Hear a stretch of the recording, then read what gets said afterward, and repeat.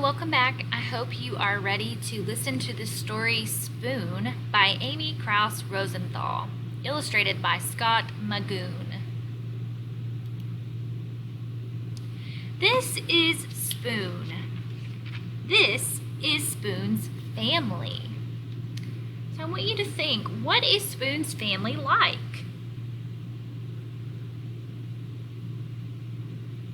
Yeah, Spoon has a big family, and I noticed that all the spoons in his family are different shapes and sizes and different types of spoons.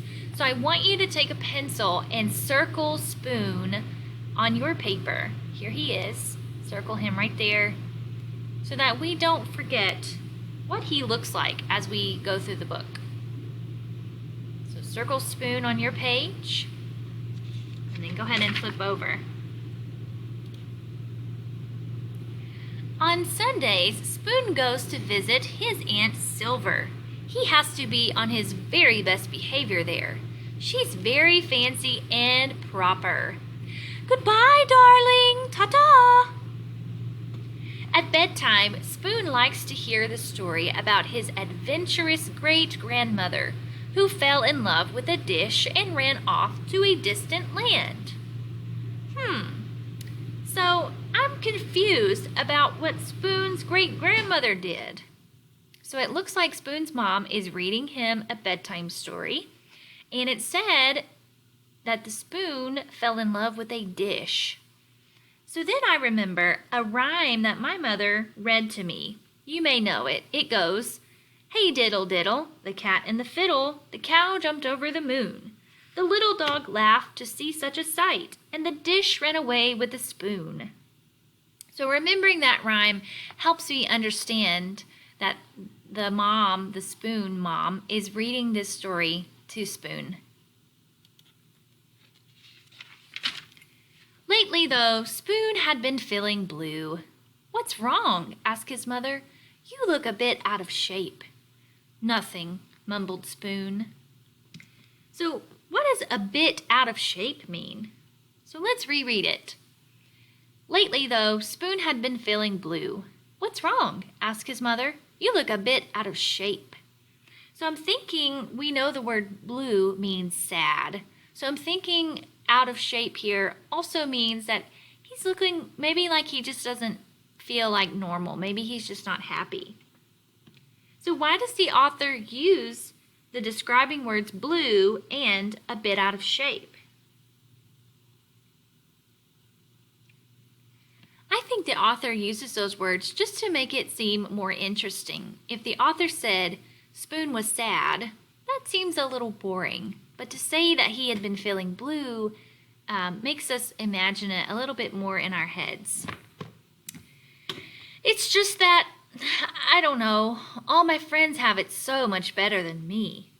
Like Knife. Knife is so lucky. He gets to cut, he gets to spread.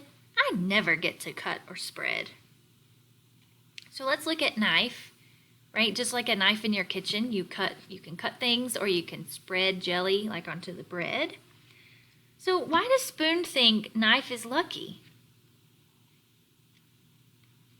Right. He thinks he's lucky because Knife can do things that Spoon doesn't get to do. How do the pictures help you understand what Knife gets to do? So you see, it shows Knife cutting the bread and spreading the jelly on. So it matches what the author is saying in the story. All right, turn the page. And Fork. Fork is so lucky. She gets to go practically everywhere. I bet she never goes stir-crazy like I do. Fork does get out and make herself useful, doesn't she? So I want you to point to the word bet. It's right here. Bet. This is that pattern that you've learned about with Mrs. Galloway with CVC. That stands for consonant, vowel, consonant. And when we have that pattern, the letter in the middle says the short sound. So E has the short sound b, t. Okay? So I want you to say b, t. bet with me. Ready? Bet. Bet. All right. So you can see, how do the pictures help you understand what what spoon means when he says fork gets to go everywhere? So you can see the fork is helping on the grill, fork is helping with the salad, helping with the spaghetti, and in a piece of cake. So why does Spoon's mom say that fork is useful? So if we remember, the word useful means helpful. So a fork helps us when people cook and eat. All right, let's keep going.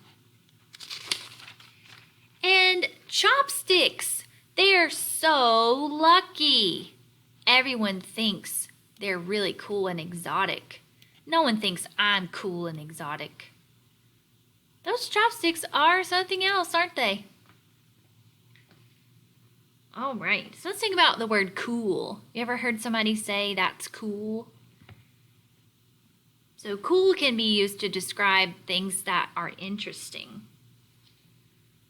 So in Clark the Shark, when you read that story, cool meant something different. It meant to calm yourself down.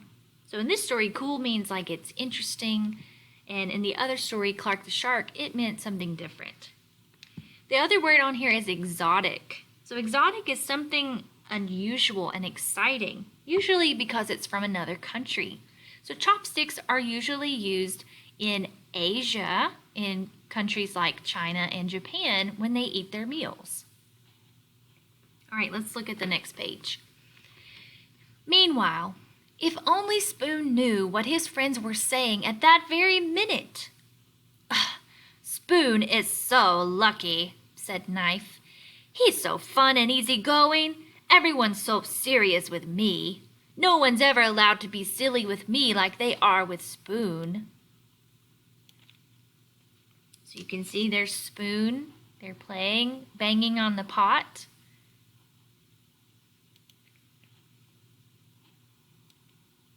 Spoon is so lucky, said Fork.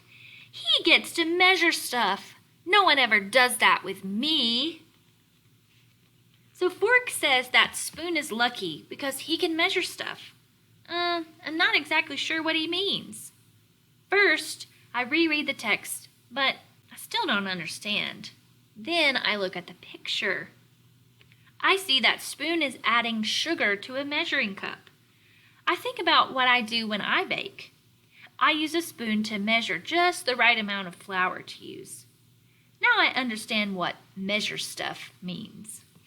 So take a minute and think. Measuring with a fork would be really hard because everything would just fall through, like sugar or flour. Spoon is so lucky, said Chopsticks. He can go places by himself. We could never function apart. So the word function means to work together. So with chopsticks, you have to have two of them, and you kind of use them to pinch the food that you want. So why can't they function apart? Right, the food would slip off. That night after bedtime stories, Spoon's mom turned off the light, tucked him in, and said, "You know, Spoon, I wonder if you realize just how lucky you are. Your friends will never know the joy of diving headfirst into a bowl of ice cream." So how does the picture help you understand what diving headfirst means? So this picture is funny because it kind of reminds me of when you are on the diving board at the swimming pool and you go in and you jump and go head first. So Spoon is going head first down into the ice cream. So do you think that Spoon is lucky because he can do this? Okay, if you said yes, why do you think he's lucky? And if you said no, why do you think he's not lucky? I think he is lucky because I love ice cream, and so he gets to be in the ice cream all the time, which I think is really cool. never know what it feels like to clink against the side of a cereal bowl. They'll never be able to twirl around in a mug or relax in a hot cup of tea. So there's him in a cup of tea. I want you to look at the word mug. It's right here. This is another CVC word, so let's sound out each letter and then put it together. Here we go. G, mug. So again, the U here says a short U sound, which is g, mug. Very good. Spoon hadn't thought of it that way before. He lay awake in bed for a long time. His mind was racing. He felt so alive. There was only one thing to do. I can't sleep. Come snuggle. Come, Spoon. So how does Spoon's mood change from the beginning of the story to the end of the story? Yeah, right. At the beginning, he was blue or he was sad. He didn't feel lucky. But now, in the end, he realizes he is lucky. He's different in his own way. So what problem does Spoon have now? Right, he can't sleep. He keeps thinking and he feels so alive. He just can't sleep. And so he did. All right, I love that story.